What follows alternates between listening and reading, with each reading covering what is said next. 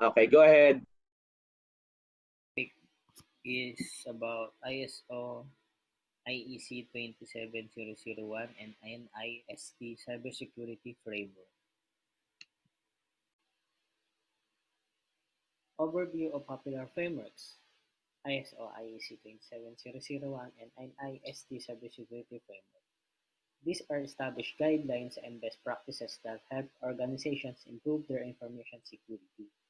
Benefits of adopting a framework. Using a framework provides a clear structure for managing security, making compliance easier, and improving overall protection. Comparisons of frameworks. Different frameworks may focus on different areas, but all aim to enhance security and protect data.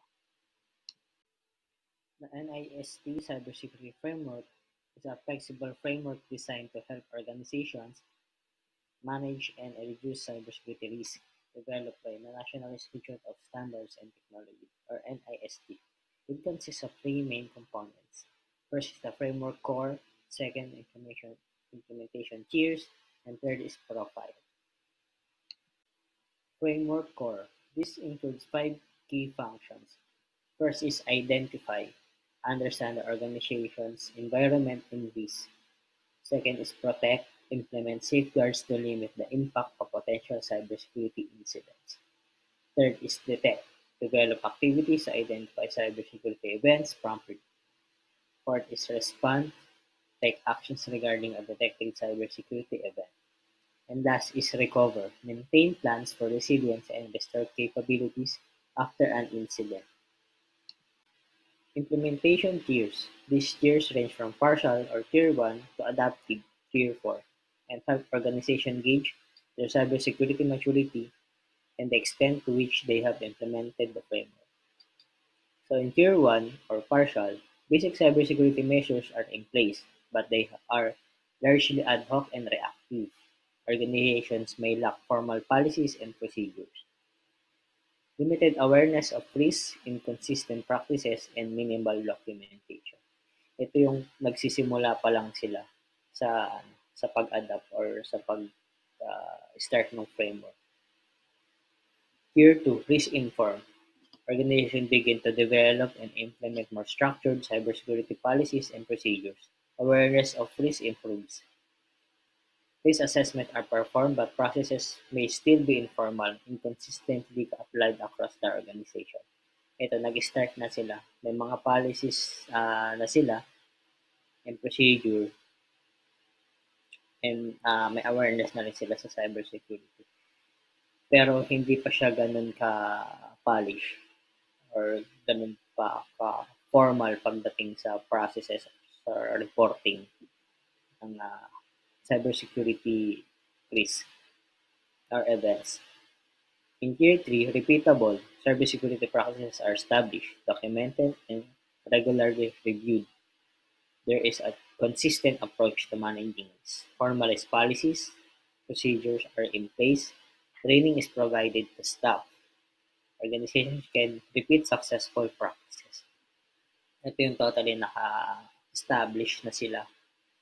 So, may pattern na sila sa cybersecurity, established, documented, and regularly reviewed.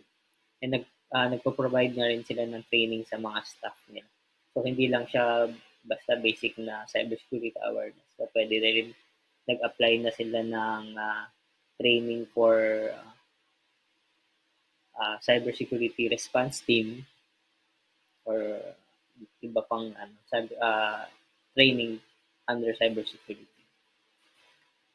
So, in Tier 4, adaptive, organizations actively adapt their cybersecurity practices based on evolving threat and risk. Continuous improvement is a core principle. Advanced threat detection and response capabilities regular updates the practice based on lessons learned and integration of cybersecurity into the organization's overall risk management strategy. So, ito na, polish na siya yung framework nung isang organization or yung tier niya is level 4 na siya.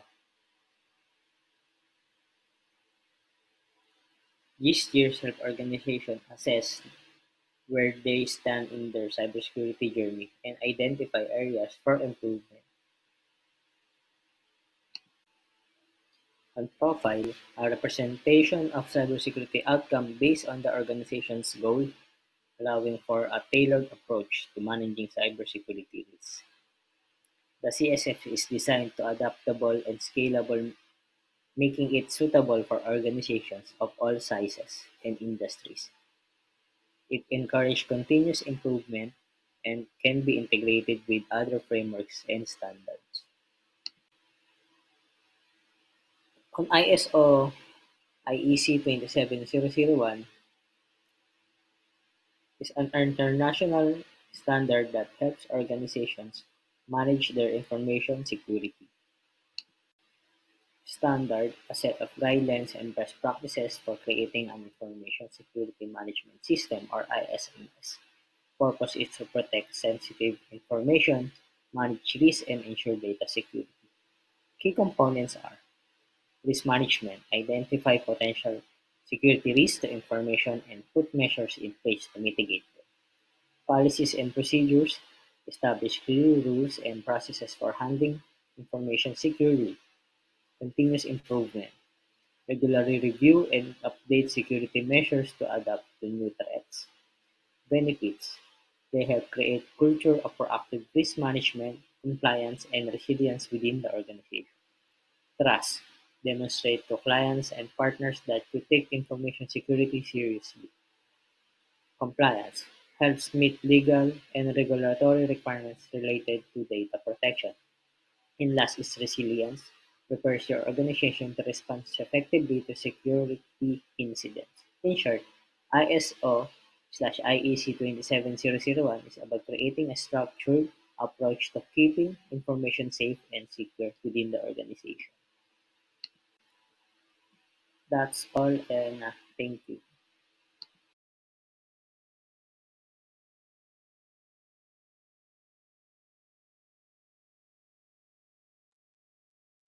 Okay, so ISO IAC 27001 and the NIST cybersecurity framework are international recognized standard, no? And frameworks designed to help organizations manage and enhance their information security and cybersecurity. Wait for a while.